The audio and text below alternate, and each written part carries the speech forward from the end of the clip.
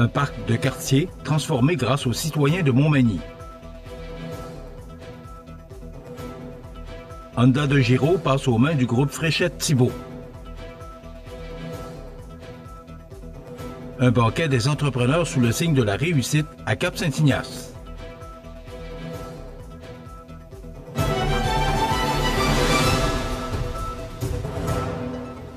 Mardi 19 août 2025.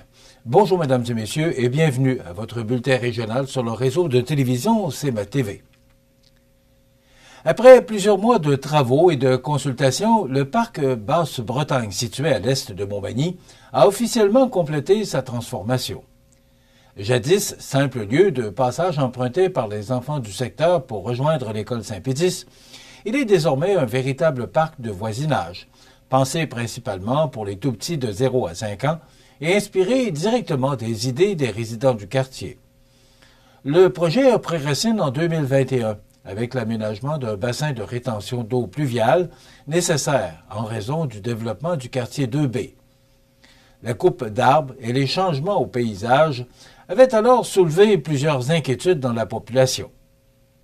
Fidèle à ses engagements, la Ville a tenu un atelier participatif en 2022, réunissant près de 25 résidents, afin de recueillir suggestions et préoccupations. Les citoyens, petits et grands, ont eu leur mot à dire sur les futurs aménagements, l'intégration de la végétation, ainsi que sur la gestion du bruit et des zones d'intervention. Les travaux réalisés par l'équipe de travaux publics et des infrastructures, en collaboration avec l'entreprise Esker, ont privilégié des installations en matériaux naturels plutôt qu'en plastique. Ainsi, le parc se divise maintenant en 2 zones distinctes, conçues pour se fondre dans le décor. Les roches existantes, parfaites pour grimper, ont été intégrées au projet, tandis que de nouveaux équipements, tous originaux, invitent au jeu libre et créatif. Excusez-moi.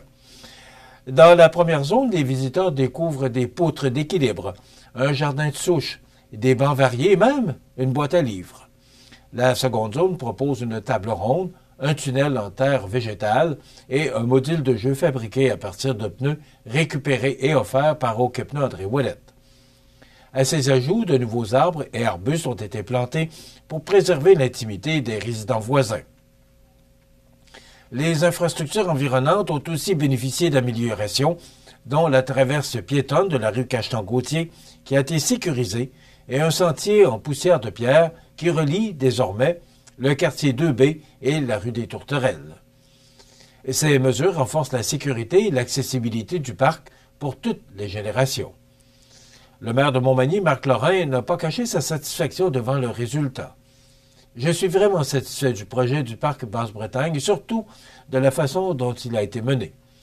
Les familles ont eu l'occasion de partager leurs idées et leurs appréhensions. Et cela a permis d'adapter certains éléments et de limiter les désagréments liés à l'aménagement du bassin de rétention. Ce type de démarche demande plus de temps, mais le résultat est à l'image des gens consultés, a-t-il déclaré. Avec ce projet, Montmagny illustre concrètement l'importance de la participation citoyenne dans l'aménagement des milieux de vie. Le parc Basse-Bretagne devient ainsi un espace de jeu, de détente et de rencontre, façonné par et pour les résidents du secteur. Le paysage automobile de la Côte-du-Sud continue de se transformer avec une annonce majeure. En effet, le groupe automobile Fréchette-Thibault vient de conclure l'acquisition d'Honda de Giraud, situé à Montmagny. Avec cette transaction, le groupe consolide sa présence dans l'Est du Québec et confirme sa stratégie de croissance ambitieuse. À la suite de cette acquisition, le président du groupe Fréchette, Francis Fréchette, a annoncé la nomination de Martin Gagné au poste de vice-président d'Honda de Giraud. Je suis extrêmement fier de cette acquisition et de pouvoir compter sur Martin Gagné dans ce projet. Notre vision commune et notre engagement envers la qualité et le service garantiront qu'Honda de Giraud continuera de rayonner dans la région, a affirmé Francis Fréchette. Cette expansion porte désormais à 6 le nombre de concessions que possède le groupe, dont 2 sous la bannière Honda. Rappelons qu'en 2024, l'entreprise avait déjà fait l'acquisition de Matane Honda, renforçant son poids dans le marché automobile québécois. L'arrivée de Martin Gagné à la direction d'Honda de Giro est perçue comme un choix stratégique. Bien connu dans le milieu, il cumule 26 années d'expérience dans l'industrie. Ayant amorcé sa carrière en 1999 chez Thibaut GM Montmagny, il a occupé divers postes clés au fil des ans, allant de conseiller technique à directeur général par intérim. Sa connaissance du marché et sa passion pour le service à la clientèle font de lui un atout incontournable pour la nouvelle direction de la concession manimontoise. Cette acquisition s'inscrit également dans une politique de valorisation des talents internes. À l'été 2025, le groupe a procédé à d'autres nominations marquantes, telles que Kevin Michael Lévesque, qui a été promu vice-président associé chez Montmagny Mazda, tandis que Jérémy Thibault, qui est devenu directeur général de Thibault GM La Pocatière. Ces promotions illustrent la volonté du groupe d'intégrer ses employés dans son projet d'expansion et de bâtir une relève solide et engagée. Avec l'ajout d'Honda de Giro, le groupe automobile Fréchette Thibault poursuit son essor et se positionne plus que jamais comme un acteur incontournable de l'industrie automobile dans l'Est du Québec, porté par une équipe passionnée et une vision de long terme. Un banquet des entrepreneurs sous le signe de la réussite à Cap-Saint-Ignace. Tous les détails après la pause. Le restaurant Pizzeria Porto Bellissimo, un incontournable à Saint-Jean-Port-Joli. Pizza débordante de garniture, menu varié et abordable. Délicieux dessert avec des produits de grande qualité des gâteries de l'Ami. Porto Bellissimo et les gâteries de l'Ami, route de l'église à Saint-Jean-Port-Joli. Exploratiel à l'église de Saint-Pierre de la Rivière-du-Sud. Pour les petits et les grands, planétarium, télescope, réalité virtuelle, prise de photos d'une galaxie. Vivez une immersion unique sous les étoiles. Exploratiel à l'église de Saint-Pierre de la Rivière-du-Sud. Vous regardez CEMA TV, le réseau de l'information sur la Côte-du-Sud. Cap-Saint-Ignace se prépare à accueillir, pour une 4e année consécutive, le banquet des entrepreneurs Desjardins, un rendez-vous désormais incontournable pour la communauté d'affaires de la Côte-du-Sud. En effet, cet événement aura lieu le samedi 4 octobre prochain au Centre culturel de Cap-Saint-Ignace et promet une soirée riche en saveurs, en rencontres et en visibilité pour les entreprises locales. Les participants sont attendus dès 17h à la salle Léandre Boutin, où un cocktail d'ouverture, dans une ambiance chic et feutrée, donnera le ton à cette soirée. Des photographies officielles viendront marquer l'occasion avant de passer à un souper gastronomique 5 services. Comme le veut la tradition, plusieurs entreprises de Cap-Saint-Ignace et des environs profiteront de l'événement pour se présenter et mettre en valeur leurs réalisations. Les billets, déjà en vente, sont offerts au coût de 85 $ par personne.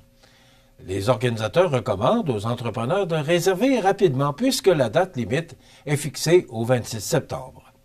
L'achat peut se faire directement via l'application Zephy, accessible par le site Internet ou la page Facebook de la municipalité ou encore auprès de Mme Ginette Saillant, responsable du centre culturel, par téléphone ou par courriel. Cet événement d'envergure ne serait pas possible sans l'appui du partenaire officiel, la Caisse Desjardins de la MRC de Montmagny. Encore cette année, l'institution a confirmé son engagement en offrant une commandite de 6 000 $, permettant à la municipalité de Cap-Saint-Ignace de maintenir la qualité et la portée de ce banquet qui rassemble la communauté entrepreneuriale régionale. Le banquet des entrepreneurs Desjardins s'annonce donc comme un moment fort de l'automne où réseautage, gastronomie et fierté régionale seront à l'honneur. Et en terminant, avant les sports, selon Radio-Canada, le syndicat des agents de bord s'entend avec Air Canada et met fin à sa grève. Le syndicat qui représente les 10 000 agents de bord d'Air Canada et d'Air Canada Rouge a conclu une entente de principe avec son employeur mardi matin, en plus de mettre fin à sa grève. La direction d'Air Canada a confirmé que les premiers vols seront prévus dans la soirée du 19 août, soit aujourd'hui. Le transporteur précise que le retour à un service complet et normal pourrait prendre de 7 à 10 jours. Et selon la presse, le chef du Parti conservateur du Canada, Pierre Poilievre, pourra revenir siéger à la Chambre des communes alors qu'il a signé une victoire écrasante lors de l'élection partielle dans la circonscription de Battle River, Quafoot, en Alberta.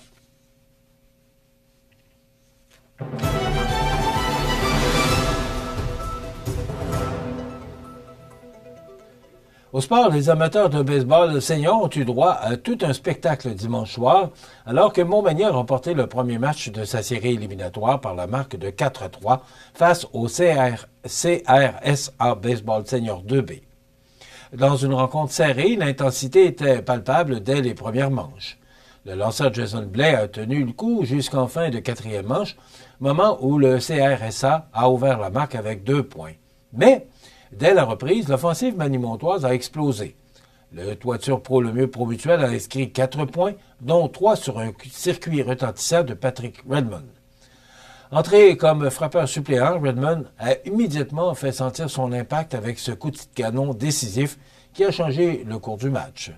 Le CRSA a répliqué avec 1 point en 5e manche, ce qui a forcé la sortie de Jason Blais après une solide prestation de 5 manches et 1 tiers, accordant 5 coups sûrs, 1 but sur balle et retirant 4 frappeurs sur des prises.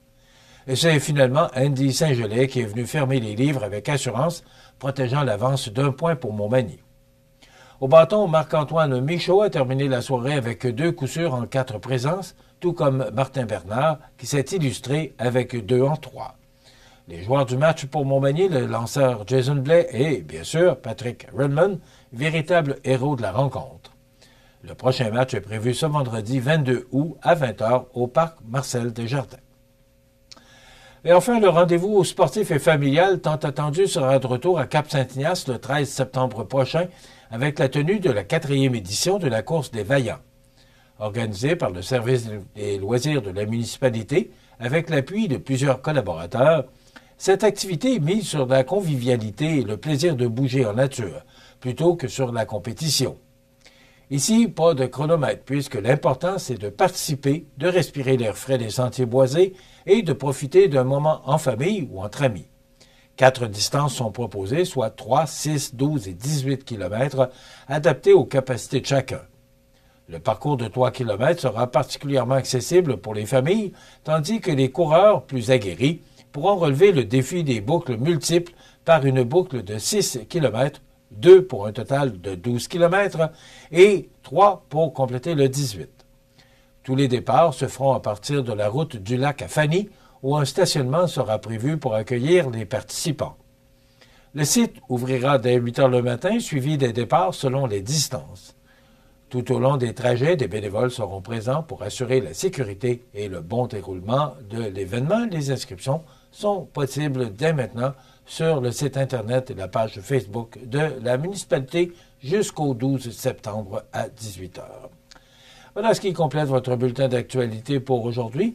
Dans un moment, les prévisions de la météo et le menu de cette émission du 19 août, c'est la chronique financière avec Étienne Chaput de Gestion du patrimoine des jardins qui sera présentée. Après quoi, on reçoit Mme Karine Lebel et Jean-Pierre Leclerc qui est commandant de l'unité de la garde côtière dans le cadre de leur campagne de financement. Et il y aura les trouvailles d'Audrey qui se rendra chez Health Creatives.